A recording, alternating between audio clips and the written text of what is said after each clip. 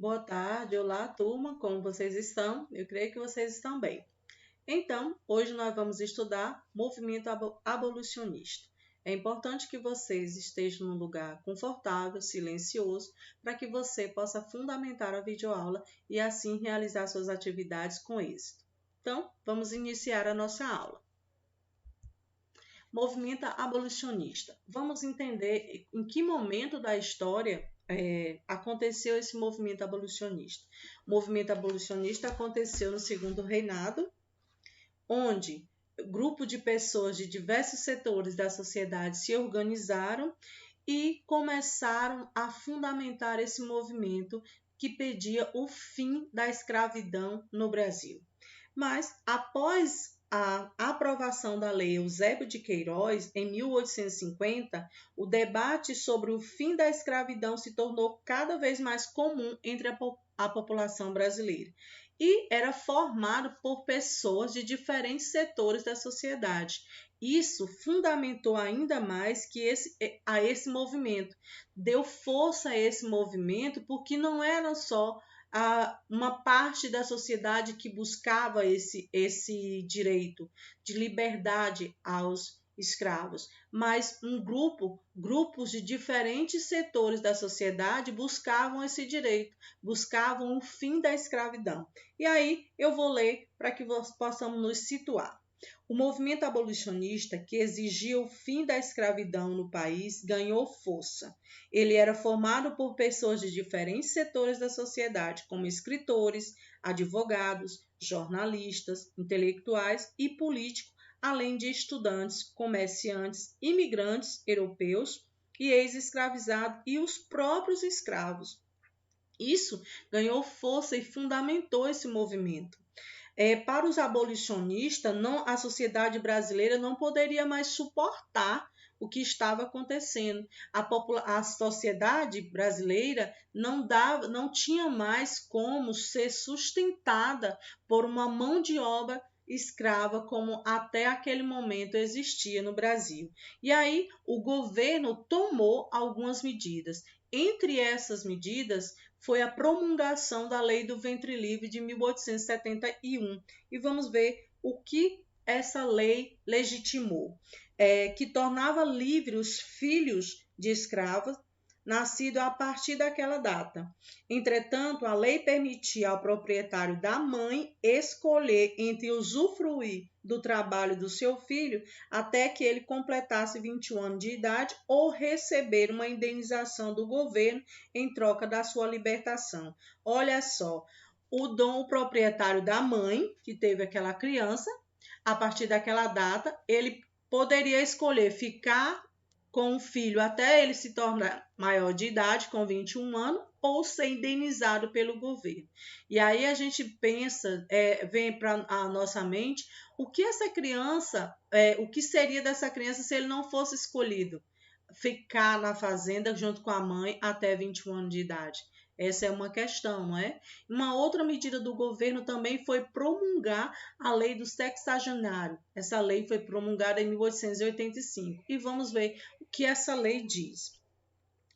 Ela diz que dá liberdade aos escravizados com mais de 60 anos de idade. Essa medida, porém, trouxe uma consequência desastrosa, que foi o quê? O desamparo do idoso.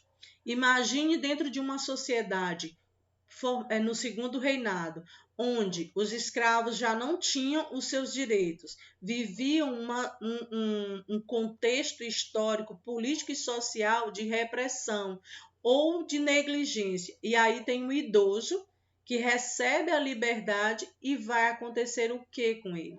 Daí inicia-se o desamparo do idoso. Olha só de onde começa tudo, né? Segundo Reinado. E finalmente a Lei Áurea, que foi promulgada em 1888. E o que diz essa lei? Em 1888, após forte pressão da sociedade civil, finalmente a escravidão foi abolida no Brasil com a promulgação da Lei Áurea, aprovada.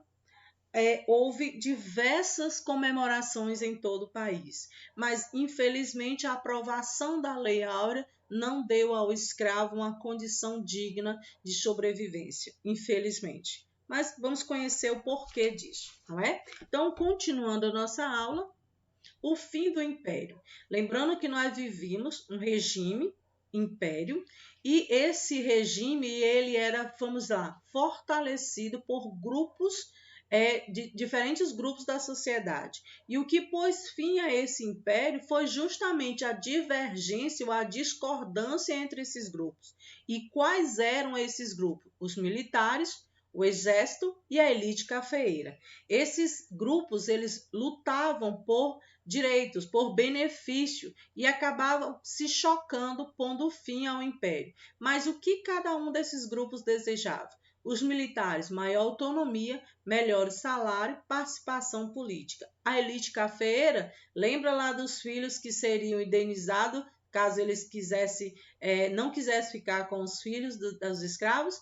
Olha só, a elite cafeeira desejava receber as indenizações. Houve a lei do ventre livre e aí aqueles que eles não quiseram trabalho, eles desejavam que o governo pagasse as indenizações. E o exército, que era um grupo bem coeso e bem formado, ele já tinha uma tendência ao republicanismo. E tudo isso fez com que esses grupos se unissem e se mobilizasse para a mudança do regime no Brasil. E aí, no dia 15 de novembro de 1889, Deodoro, num comando de militares republicanos e alguns civis, tomou o poder federal e proclamou a República no Brasil. E com isso foi o fim do Império no Brasil. A cultura no segundo reinado. Então, nós vimos todo um contexto político, social e econômico. Agora, nós vamos ver qual era o contexto cultural no segundo reinado.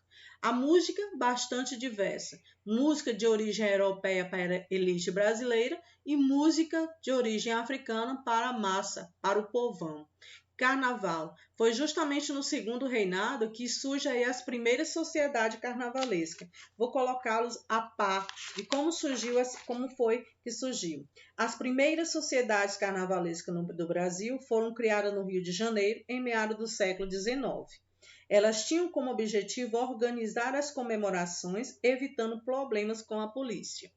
Ou seja, surge aí uma alternativa para que todos dentro da sociedade brasileira pudessem, vamos dizer, comemorar e vivenciar o carnaval. E aí organizou-se as primeiras sociedades carnavalescas. Houve também os primeiros cordões e os carros alegóricos. E aqui você vê como acontecia o carnaval para a elite brasileira, a elite que desfilava nos seus carrões, vestido adequadamente para aquela festa, e a população mais pobre, como vocês estão vendo aqui, onde eles estão passando polvilho no rosto. Você observa nessa gravura, ó, como eles estão com o rosto pintado, que é o que ainda acontece, creio que até hoje, né, as pessoas estão jogando polvilho ou goma uns nos outros para fazer parte daquela brincadeira ou daquele evento chamado carnaval. Continuando, e a literatura? Como a literatura quais eram os temas tratados na literatura no segundo reinado? Obras literárias que buscavam a identidade nacional, ou seja, as histórias davam fundamentação para a identidade, para que as pessoas lessem e se identificassem brasileiro. A prosa e a poesia estavam voltados para a natureza ou aos indígenas, romantismo indianista e denúncias das injustiças sociais, romances realistas. Esses romances realistas e o romantismo indianista, eles eram bem diferentes, onde havia a exaltação da natureza, voltado para a história dos índios, e a denúncia das injustiças sociais, elas aconteciam a partir dos romances realistas, que tratavam da realidade social, política e econômica daquele momento. E quais eram os temas da pintura naquele momento?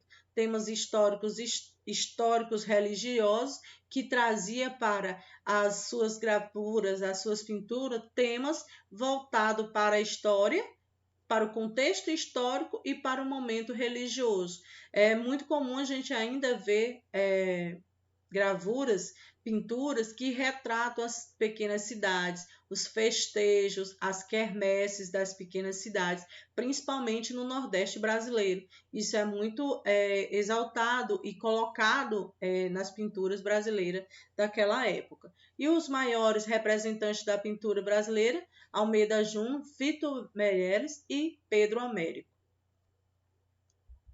Então, meus queridos, essa foi a nossa aula de história. Eu espero que vocês tenham gostado. Espero também que vocês possam fazer as atividades com êxito. E até a próxima, meus queridos. Beijos!